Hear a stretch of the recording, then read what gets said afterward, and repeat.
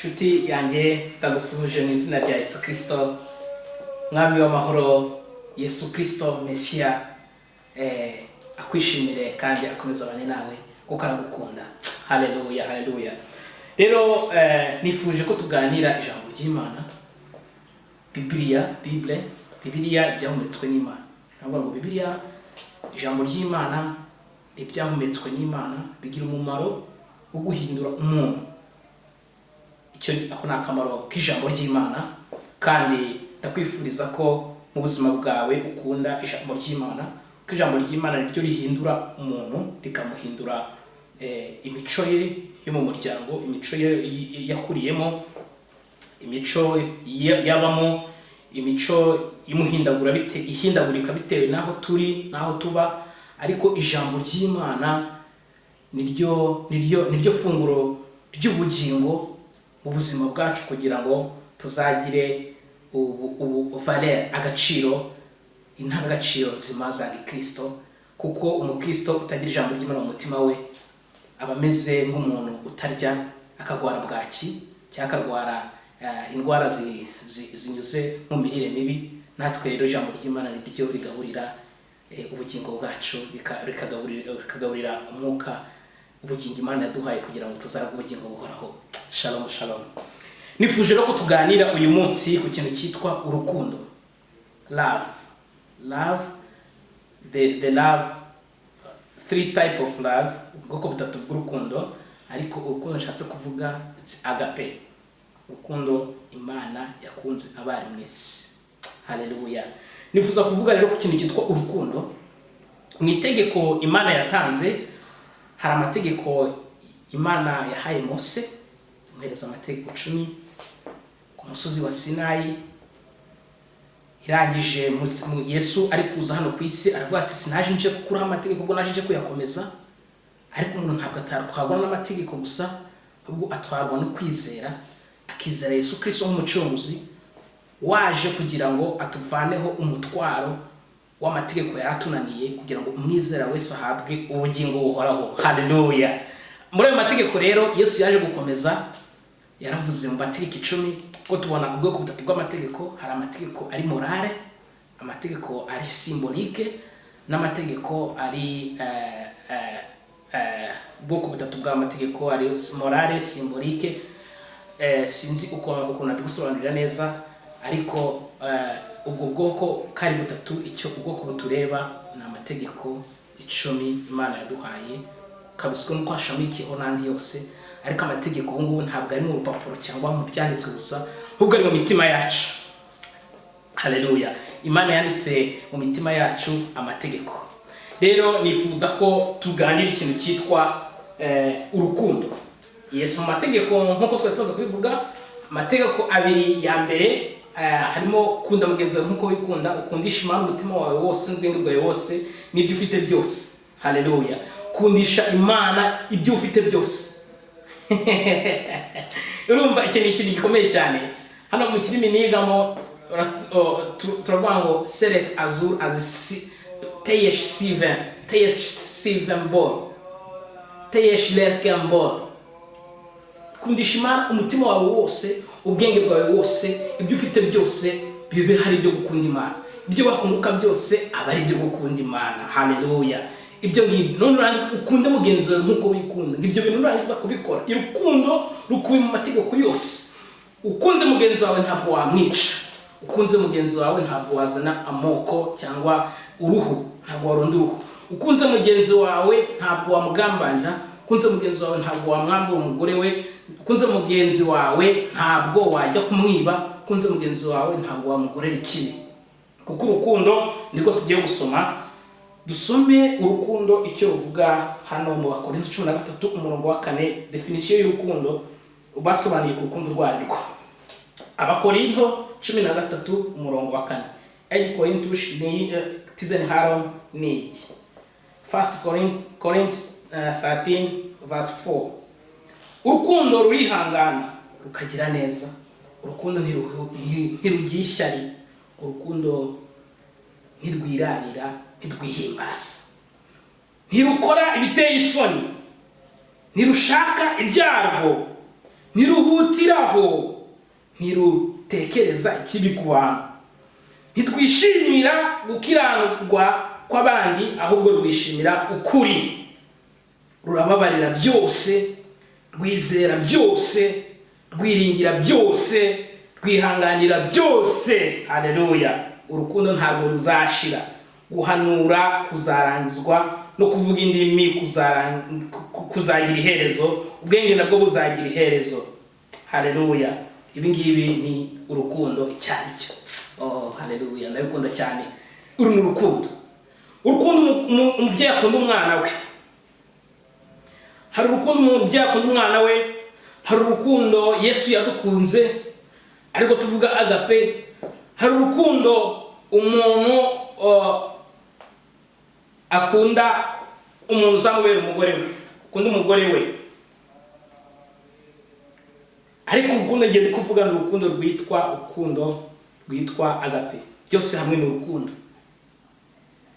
Kunda umugore wawe, kunda umwana wawe, kunda umuryango wawe. Urwo ni urukundo Imana idusaba. Kunda abavandimwe, kunda abaturanyi. Kunda mugenzi wawe nkuko wikunda. Ibyo byose ni urukundo Imana yadusabye. ibyo byose rero Imana ikatubwira ngo mbere na mbere ibyo dukora byose mukundana. Niba dusengera hamwe muri eglise imwe mu rusengero rumwe mukundane, here kuzamo uburyarya, here kuzamo ishyari, nkuko iyo jambo ry'Imana ritubwira hano mu Bakorinto 13:4 bari gusobanura urukundo rwaryo. Nshuti yanjye kandi subiremo urebe niba nta kintu ushobora kuba wica cyangwa se ni usanga ukica wikosore ku ijambo ry'Imana nicyo ryaziye kugira ngo riduhindure. Ndikubwira nanjye nibwira urukundo rurihangana. Ese nshuti yanjye urihangana rukagira neza, ugirira neza abangahe nshuti yanjye? Urukundo ntirugira ishyari. Ese amashyari yarateye mu bantu bose kuri iyi si? Urukundo ntirwirarira. Kwirarira kwaratumaze. Ntirwihimbaza. Yo mbega kwiyemera ukuntu byatumaze.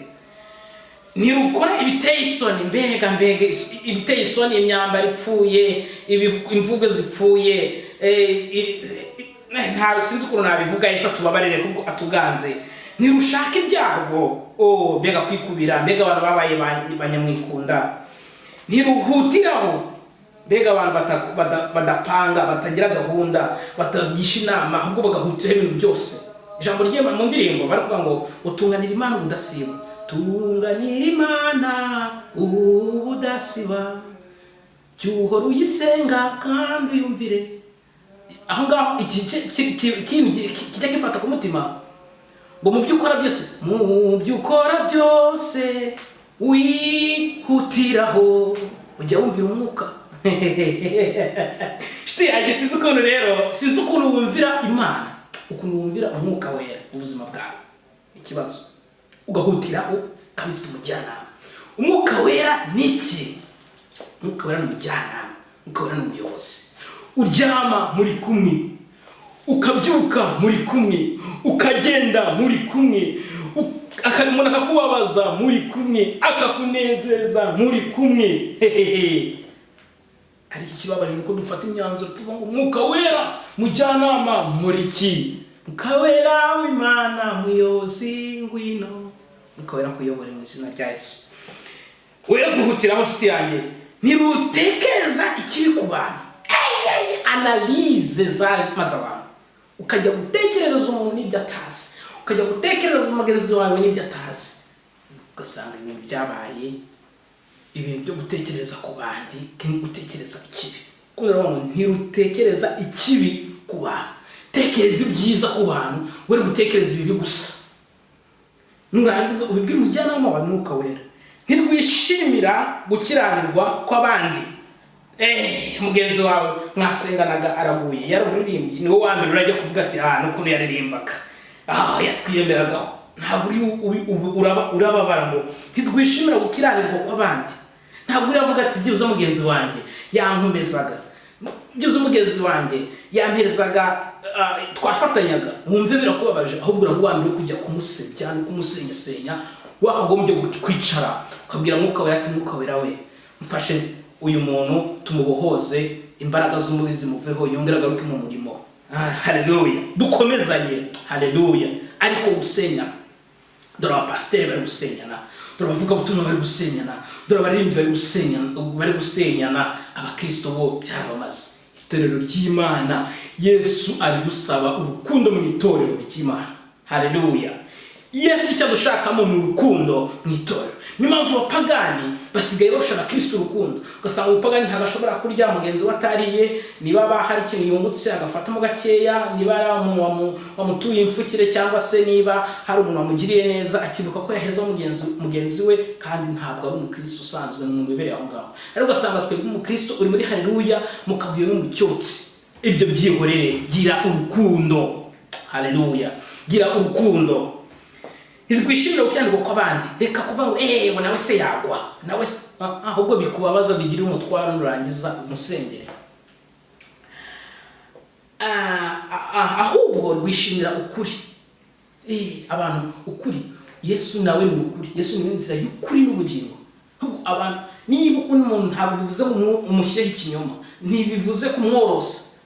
Muhamagare, umubwize ukuri, umubwire ati nyaboneka ibintu ubwo beza gutya ariko uri mu makosa. Umubwize ukuri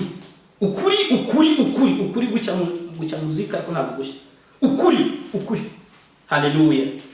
Ikindi rurababarira byose. Mbega abantu batababarira, abantu cyangwa mu Imana tubona mukazarangize izuba ntikarenge mu kibabaye, ariko ndetse mu buhorane, ariko abantu bakabisengeraho, bakabiririmbiraho, bakabivugiraho ubutumwa. Mbega kutababarira we. Yesu atugirire neza kandi atubabarire. Ndikubwira nanjye nibwira, twizera byose, kutizera kwaratumaze. Ibi ntabwo byashoboka, sinzi niba byashoboka, sinzi niba nabishobora, sinzi niba izere Imana. Intwaro ya mbere ndetse mu ntwaro za Gikristo tuvuga mu Efeso 6, mutware intwaro zose z'Imana, mutware kwizera ngabibakingira igituzo. Kwizera ni intwaro y'umukristo. Wizera iki? Kintu cyose wari ntabwo bishoboka, ubuzima bwarananiranye, ntabwo ziko byakunda. Pfukama wiherere, ugishima umwuka wera mujyana, umwuka wera akugira inama, nurangiza ushyiremo kwizera. Ntabwo ibintu byose ari kubera bazari guhanurira, ntabwo ari kubera ibintu byose azamubwira umuntu uko ajya ko Imana izakora nawe muri Bibiliya. Ubuhanuzi butavangirwa, uwizere. Umukiranutsi azabeshwaho no kwizera. Haleluya. Icyo ni ijambo ry'Imana rimbwira, ariko umukiranutsi wanjye azabeshwaho no kwizera. Haleluya. Urukundo rero nyarwo wizera Imana, kuko ati Yesu n'umujyanama, Yesu urukundo yankunze akaza akanyitangira, Yesu ndamukunze, Yesu ndamukunda, Yesu ndamukunda, ndamukundira yuko yabanje kunkunda cyo. Yesu agusaba kumwizera no kumukunda. Haleluya. Biranejeje cyane kwiringira byose. Ese wiringira Imana? Wiringira Imana, uyiringire, ntabwo azabura amahoro adashira. Wiringira Imana ntabwo ashobora kubura amahoro. Haleluya. Kwihanganira byose. Ese urihangana? Urukundo ntabwo ruzashira. Guhanura kuzarangizwa, no kuvuga indimi kuzagira iherezo. Ubwenge nabwo buzakurwaho, kuko tumenyaho igice kandi duhanuraho igice. Haleluya. Ariko noneho urukundo rw'Imana ruzahoraho. Haleluya. Mukundana nk'uko nabakunze. Ese ukunda mugenzi wawe nk'uko wikunda? Katujye muri Bibiliya ukuntu batubwira histoire, amateka ya Yonatani na Dawidi. Yonatani yakundanye na Dawidi. Sawuli ashaka kwica Yonatani, barakundana yewe nivuga ngo barakundana, ko bakundanye. Noneho Yonatani yumva ko nta kintu ashobora gukora atabibwiye Dawidi, ndetse amubera inkoramutima. Haleluya. Ibyo ngibyo, ayo mateka nizere ko uyazi cyane, ariko ni amateka ashimishije ya Sawuli na Yonatani. Sinzi ukuntu nabikubwira, ariko ibyo ngibyo byibutse numva binejeje cyane, kuko n'urukundo nabonye kuri aba bagabo ubwo bari bashatse kwica Dawidi, ariko Yonatani aramurengera mu inshuti y'inkoramutima. Nubisoma muri Samuel wa mbere igice cya 20 urabona urukundo rwa Dawidi na Yonatani. Imana ikuzanire mu buzima bwawe ba Yonatani. Imana iguhamagarire ba Yonatani.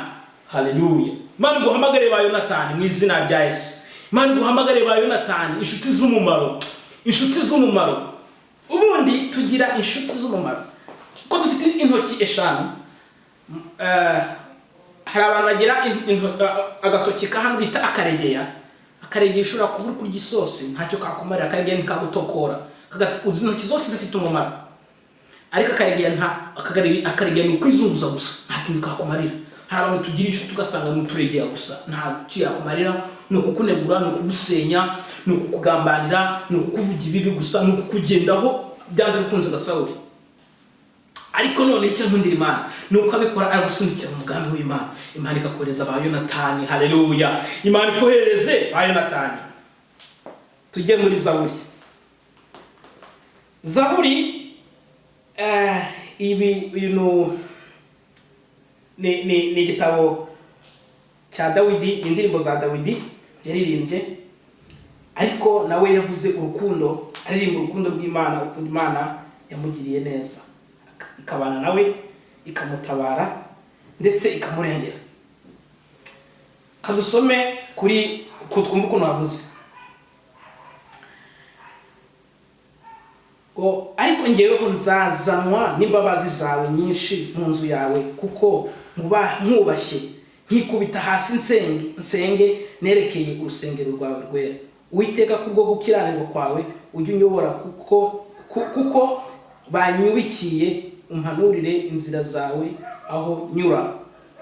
Haleluya. Ibi byose ni Dawidi yiruka urukundo rw'Imana, agasenga yangiza agashyiraho no kwizera. Wifurije urukundo rw'Imana nshuti yanjye, Imana ikohereza abayo batanu ubuzima bwawe. Nitujya gusoma mu rwandiko rwa Yakobo igice cya mbere umurongo wa 25, vuga ngo niba utazi kugenzura ururimi rwawe, idini Uwiteka yishimira, itorero Uwiteka yishimira, nirifasha imfubyi n'abapfakazi mu mibabaro yabo. Ndetse urukundo ni rwo rukundo tuvuga. Nshuti yanjye, urukundo udakunda mugenzi we ntabwo ashobora gukunda Imana atabonye.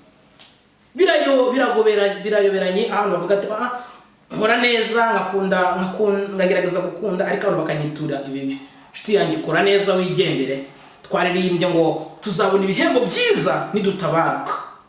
Ibyo ngibyo nutanabibona n'izongororano uzabibona ku bana bawe, abana bawe batabibona bazagera no kuwuzukuru, kuko turabuzukuru ba Abrahamu. Kandi Yesu yaravuze ngo imigisha Abrahamu we, reba abana bawe imigisha izagenda ku rubyaro rwa Abrahamu. Kuko Abrahamu yabereye Imana inkoramutima, akunda Imana. Abrahamu sekuruza wo kwizera, izera Imana. Nkuko tubonye urukundo ruzima rurizera, nawe girira Imana urukundo, wizera Imana, uyiringire. Haleluya. Yesu azagushoboza. Natwe tubyara rwa Abrahamu, imigisha yose tubona, nzakugwiza, nzakwagwiza mu mahanga, nzakugirira neza, uzakuvuma nanjye nzamuvuma, uzakugira umugisha nanjye nzakugirira. Haleluya. Kuri inkoramutima y'Imana, ongera ugirire Imana icyizere. Imana iguhereze umugisha nshuti yanjye. Reka dusenge. Mana nziza, turagushimiye kuko ushoboye byose. Dushimiye kugira neza kwawe, twongere urukundo mu mitima nkuko birabituganzemo. Nsengeye abankurikiye bose, nsengeye itorero ryawe, nsengeye abatagusobanukiwe neza n'abatakuzi, nsengeye n'abakuzi nabo ngo bakomeze, kuko turi mu bihe bya nyuma aho inzira itoroshye, ariko twohereze inshuti z'umumaro, twohereze inshuti z'umumaro, kandi n'abatari inshuti ubahindure kugira ngo ushyire urukundo mu isi, maze ubuzima bukomeze. Mu izina rya Yesu Kristo bisenze. Amen. Amen. Shalom, shalom.